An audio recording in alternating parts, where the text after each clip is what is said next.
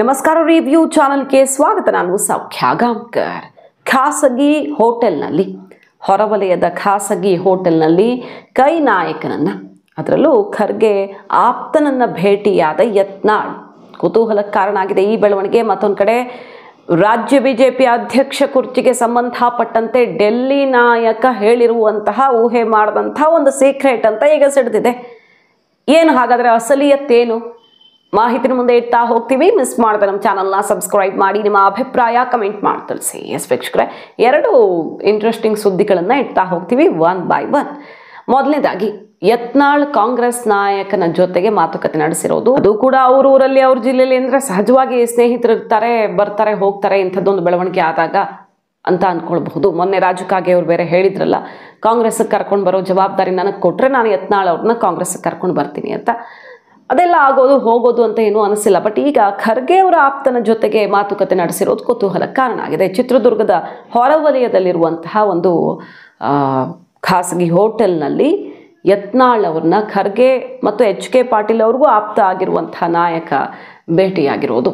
ಅನಿಲ್ ಕುಮಾರ್ ಅಂತ ಅವ್ರ ಹೆಸರು. ಧಾರವಾಡ ಕಾಂಗ್ರೆಸ್ ಗ್ರಾಮೀಣ ಭಾಗದ, ಧಾರವಾಡ ಗ್ರಾಮೀಣದ ಅಧ್ಯಕ್ಷರಾಗಿರುವಂಥ ಅನಿಲ್ ಕುಮಾರ್ ಖರ್ಗೆ ಆಪ್ತ ವಲಯದಲ್ಲೇ ಗುರುತಿಸ್ಕೊಂಡಿರುವಂಥ ಲೀಡರ್ ಇವರು ಸುದೀರ್ಘ ಮಾತುಕತೆಯನ್ನು ನಡೆಸ್ಕೊಂಡು ಹೋಗಿದ್ದಾರೆ ಈಗ ಯತ್ನಾಳ್ ಜೊತೆಗೆ. ಏನು ನಡೀತಾ ಇದೆ ಹಾಗಾದರೆ? ಕಾಂಗ್ರೆಸ್ ಕೂಡ ಏನಾದರೂ ಆಫರ್ಗಳನ್ನು ಕೊಡ್ತಾ ಇದೆಯೇ ಯತ್ನಾಳ್ಗೆ ಕಾಂಗ್ರೆಸ್ ಸೂಟ್ ಆಗಲ್ಲ.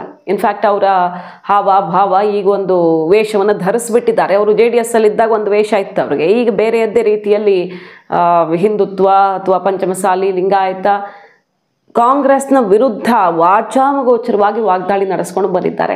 ಹಾಗಾಗಿ ಅಷ್ಟು ಸುಲಭ ಅಲ್ಲ. ಅವರು ಅಲ್ಲಿಗೆ ಹೋಗಬೇಕು ಅಂದರೆ ಸಂಪೂರ್ಣ ವೇಷಭೂಷಣವನ್ನು ಬದಲಿಸಿಯೇ ಹೋಗಬೇಕಾಗತ್ತೆ. ಅದು ಸಾಧ್ಯ ಅಂತ ಅನಿಸಲ್ಲ. ಬಟ್ ರಾಜಕಾರಣದಲ್ಲಿ ಏನು ಬೇಕಾದರೂ ಆಗಿಬಿಡುತ್ತೆ ಅವಕಾಶ ಅಂತ ಬಂದಾಗ. ಹಾಗಾಗಿ ಆಫರ್ಗಳಂತೂ ಬರ್ತಿವೆ. ಬಟ್ ಯತ್ನಾಳ್ಗೆ ಬೇರೆ ಆಯ್ಕೆಗಳಿವೆ ಹೆಚ್ಚಾಗಿ.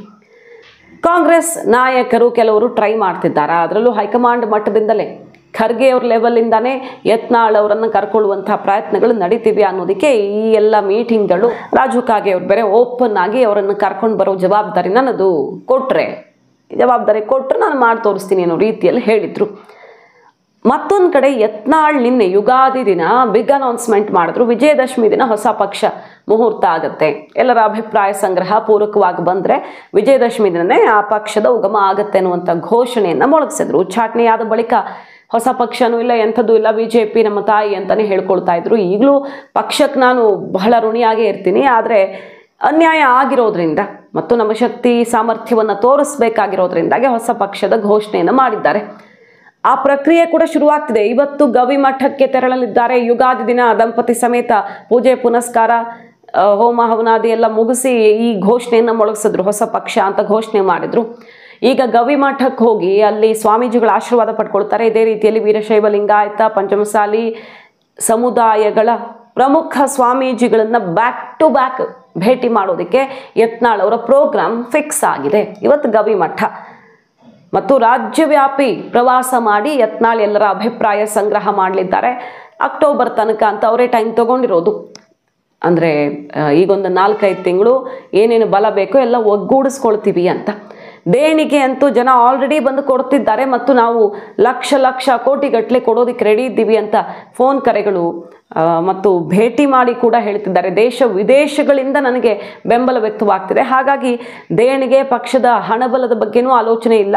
ನನ್ನ ಜೊತೆ ಇರೋರು ಕೂಡ ಬಲಿಷ್ಠರಿದ್ದಾರೆ. ಅದರ ಜೊತೆಗೆ ಹೊರಗಡೆಯಿಂದ ಜನಸಾಮಾನ್ಯರು, ದೊಡ್ಡ ದೊಡ್ಡ ವ್ಯಾಪಾರಿಗಳು, ಉದ್ಯಮಿಗಳು ಕೂಡ ಬಲವನ್ನು ಕೊಡ್ತಾ ಇದ್ದಾರೆ ಅಂತ ಯತ್ನಾಳ್ ಅವರೇ ಓಪನ್ ಆಗಿ ಹೇಳ್ಕೊಂಡಿರೋದು. ತನ್ನ ಮುಂದಿನ ಪ್ಲ್ಯಾನ್ ಏನು, ಹಿಂದುತ್ವದ ಆಧಾರದಲ್ಲಿ ಒಂದು ಪಕ್ಷ ಸ್ಥಾಪನೆ ಆಗಬೇಕು ಅಂತ.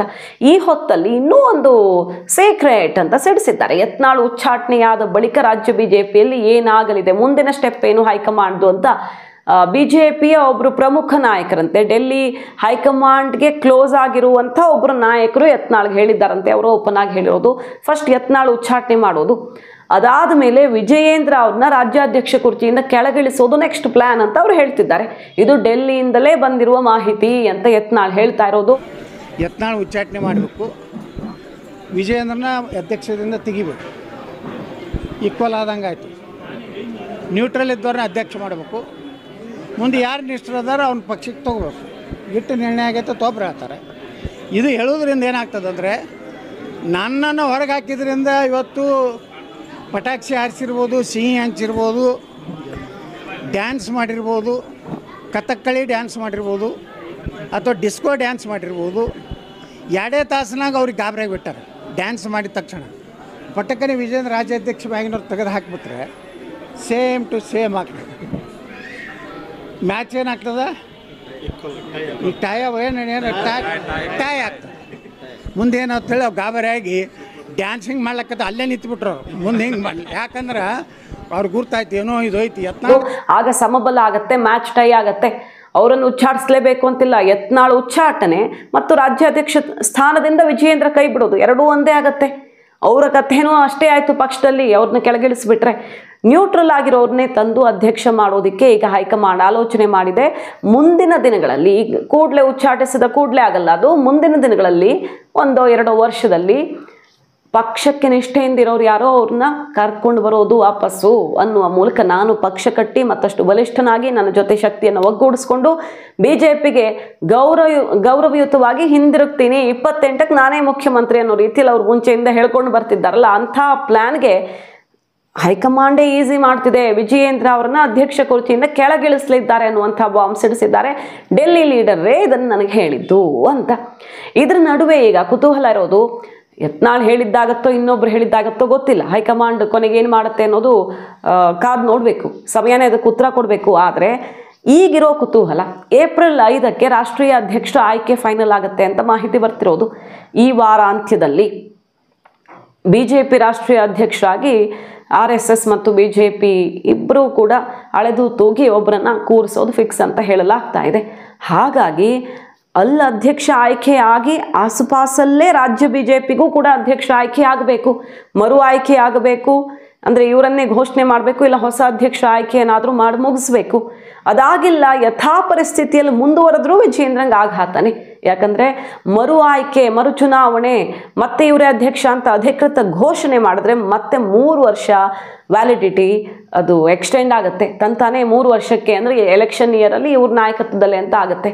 ಅಕಸ್ಮಾತ್ ಘೋಷಣೆ ಮಾಡದೆ ಕರ್ನಾಟಕ BJP ಸುದ್ದಿಗೆ ಬರದೆ ಈಗಿದ್ದಂಗೆ ಮುಂದುವರಿಯುತ್ತೆ ಅಂದರೆ ಇನ್ನೊಂದು ವರ್ಷಕ್ಕೆ ವಿಜಯೇಂದ್ರ ಅವರ ಅವಧಿ ಮುಕ್ತಾಯವಾಗುತ್ತೆ. ಹಾಗಾಗಿ ಘೋಷಣೆ ಮಾಡಿದ್ರೆ, ಮರು ಆಯ್ಕೆ ಮಾಡಿ ಘೋಷಣೆ ಮಾಡಿದ್ರೆ ವಿಜಯೇಂದ್ರ ಲಕ್ ಖುಲಾಯಿಸಿದಂತೆ. ಸುಮ್ಮನೆ ಇದ್ರೂ ಆಘಾತ, ಹೊಸಬರನ್ನ ತಂದ್ರಂತೂ ಕೇಳೋದೇ ಬೇಡ. ಸೊ ರಾಜ್ಯ BJPಯಲ್ಲೂ ಕೂಡ ರಾಷ್ಟ್ರೀಯ ಅಧ್ಯಕ್ಷ ಆಯ್ಕೆಯಾಗ್ತಾ ಇದ್ದ ಹಾಗೆ ಮಹತ್ವದ ಬೆಳವಣಿಗೆ ಆಗಬಹುದು. ಯಾಕೆ ವಿಜಯೇಂದ್ರ ಬಣ ಸೈಲೆಂಟ್ ಆಗಿದೆ, ಸಂಭ್ರಮಿಸ್ತಿಲ್ಲ, ಏನೋ ಟೆನ್ಷನ್ ಕಾಣಿಸ್ತಾ ಇದೆ ಅಂದರೆ ಈ 2 ಆತಂಕಗಳಿವೆ.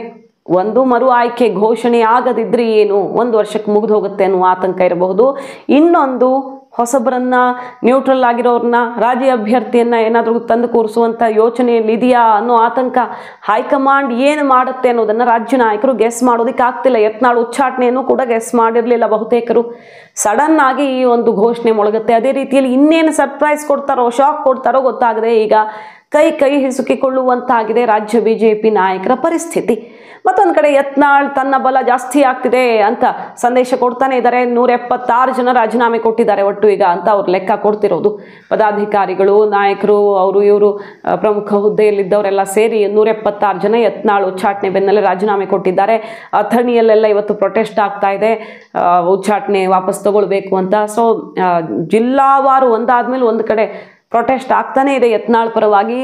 ನನ್ನ ಬಲ ಹೇಗಿದೆ ನೋಡಿ, ಬರೀ ಉತ್ತರ ಕರ್ನಾಟಕದಲ್ಲಿ ಅಷ್ಟೇನಾ, ಕರಾವಳಿ ಮತ್ತು ಹಳೆ ಮೈಸೂರು ಭಾಗದಲ್ಲೂ ನನ್ನ ಸಪೋರ್ಟ್ ಇದ್ದಾರೆ ಹಿಂದುತ್ವದ ಆಧಾರದಲ್ಲಿ. ಮತ್ತು ಒಕ್ಕಲಿಗ ಅಂದರೆ ಈ ಗೌಡ ಲಿಂಗಾಯತರು ಇರ್ತಾರಲ್ಲ, ಗೌಡ ಲಿಂಗಾಯತರ ಸಪೋರ್ಟು ನಮಗೆ ಸಿಗ್ತಿದೆ. ಅಲ್ಲಿ ಮೈಸೂರಲ್ಲೆಲ್ಲ ಗೌಡ ಲಿಂಗಾಯತರು ಪ್ರೊಟೆಸ್ಟ್ ಮಾಡಿ ಸಪೋರ್ಟ್ ಕೊಟ್ಟರು.